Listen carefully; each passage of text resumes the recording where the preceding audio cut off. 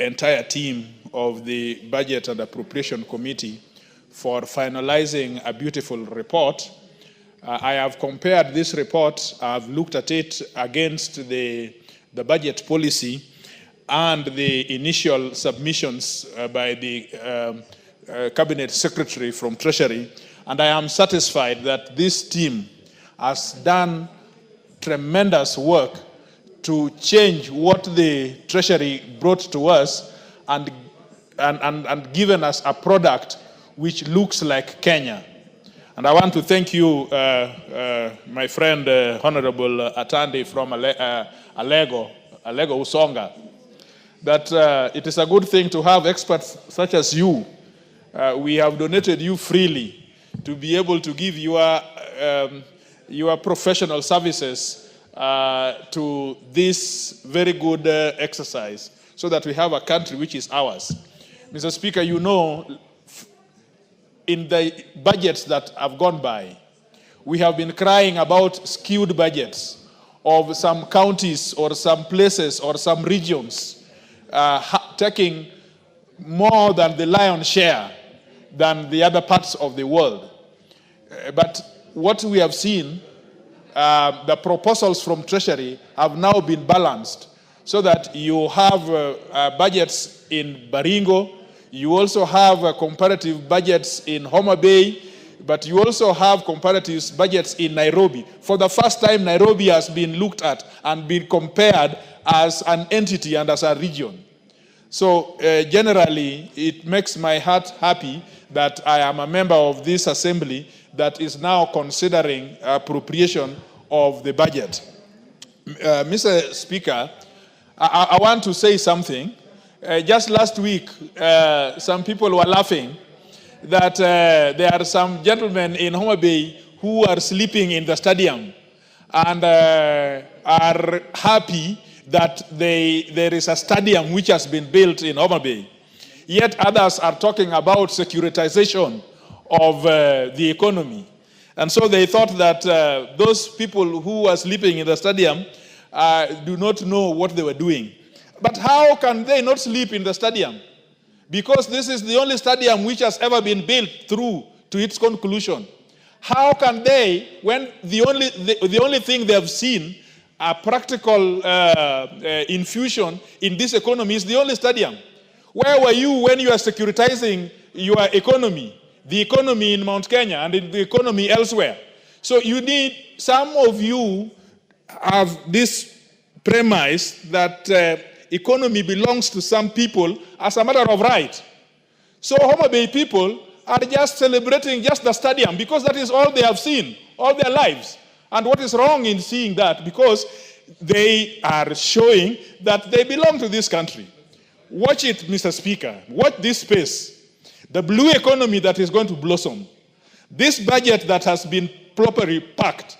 You will see that Homa Bay people will now not be dancing on the stadium. They will be dancing now on those things called securitization of the budget. They will one day. And people should not take things for granted that there are people who are members of this country than the others. Mr. Speaker, I want to say that it is my pleasure in Nairobi, for example. I know that there is a lot of discussions, disband this disband Kera, disband Kura, disband all these things. But you need to understand that in Nairobi, we stand on a pedestal, although we are in a county government, but that county government has more to do with that. If they were to do all those things, they will not take care of capital development. And so all these things we are talking about, the Kora and the Kera, those are the things that are holding our capital development. You will have a road coming from Nairobi to Mau Summit, but you will not get a road which goes to Thika. Or you will not get a road which comes from Embakasi to Ruaraka. Where will you get those kind of roads when you are now talking about, because the county governments themselves, have not been able to do even the estate roads. And all of you people live in Nairobi. So when you're talking about these things that now Nairobi, why should you look for Kora? Why should you look for Kera? Who will do that road to your house in Karen? Who will do that road of yours to Westlands? So some of these things, when we talk about them, let not political expediency take over the logical consequence of some of these things that we know. Mr. Speaker, I thank you so much. I'm going to... Mr. Speaker, my friend from Homa Bay is disturbing me to inform me. Yes, do you wish to be informed by the Honorable Kaluma? I think I want some wisdom from Homa Bay. Yeah.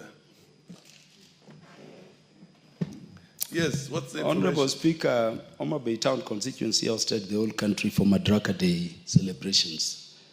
And I want to thank everybody for coming to Homa Bay.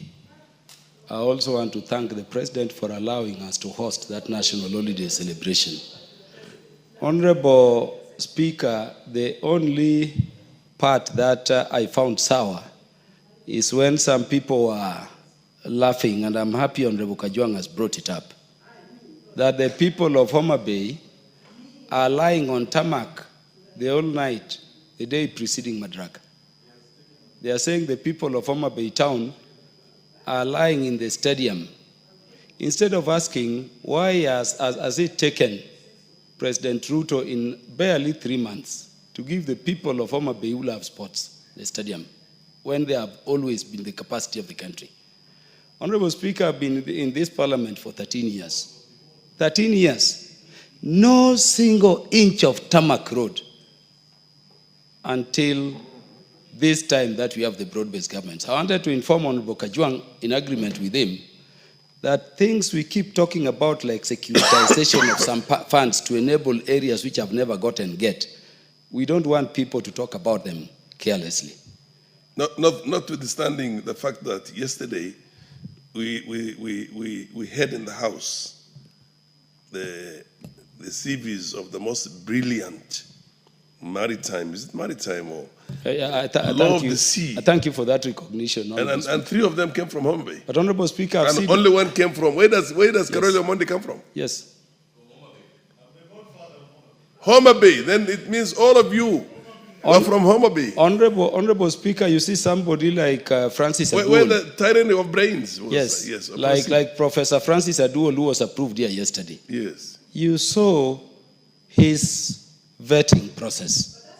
But do you know, beyond, Honorable Speaker, beyond broad-based government, such a Kenyan would have not come before this House for approval. And that is why we are saying, let us think equity. We are paying a lots and lots of national debts, which developed regions, not the whole country. It is wrong for a member of the House hearing that for the first time a road is being thought about cutting across, Mandera, Wajir, going to Garissa. Yes. To come saying, you cannot securitize. Yet we know some regimes, up to the time they were living, contracted over 1,500 roads in just one region. And yet they keep telling you, complete those before you go to any other. We want an equitable, inclusive country for all of us. And we want to, as I inform Honorable Kajwang, do you wish to inform something to request members of Budget and Appropriations Committee. You cannot inform an informer. Order. Yes. He's an informer, so you can't inform him. When we are talking of equity, Honorable Speaker, we are not saying it lightly. I saw the Cabinet Secretary in charge of Treasury saying there are rivers being crossed by people and they have crocodiles. And this has been happening since independence. And that is why we want Honorable Atandi to have the free liberty of the House with these current members to support. We don't want a situation where people who are aware the spokesperson of the committee is the chair, also giving their interviews outside there against inclusivity in this country. Thank you for the opportunity to inform. You have 2 minutes to conclude, Honorable Kajwang. Mr. Speaker, I thank you for the information. I have accepted that information. But Mr. Speaker, I should have been here yesterday. I'm sorry I wasn't here. Yesterday Homa Bay is composed of learned friends. The member for Suba North is a learned friend. The other from Suba South is a learned friend. The other from Homa Bay is a learned friend. The one who has been exported to Ruaraka is a learned friend. So this is a county that we are talking about international law, international maritime law. And yesterday I would have been here so that you would have had something from international constitutional lawyer like I am. But Mr. Speaker, I want to thank my very good friend, Honorable Atandi, that this is the way to go. Free this nation. Look at everybody look at Mandera as you are looking at Lamu. Look at Alego Usonga as you are looking at Ruaraka. And Kiambu. Let also Kiambu thrive, because by the time people in Alego Usonga are burdened by taxation, they are paying the debts which have arisen from securitization from Kiambu. So you see, this country this is how we should look at this country. I thank you, Mr. Speaker. Thank you. Honorable Rosabuya, and then followed by the Honorable Nyakundi Japheth. Thank you, Mr. Speaker, for this opportunity. Honorable Nyakundi, is it true that you spoke to this particular budget yesterday? Yes. Oh, no. But you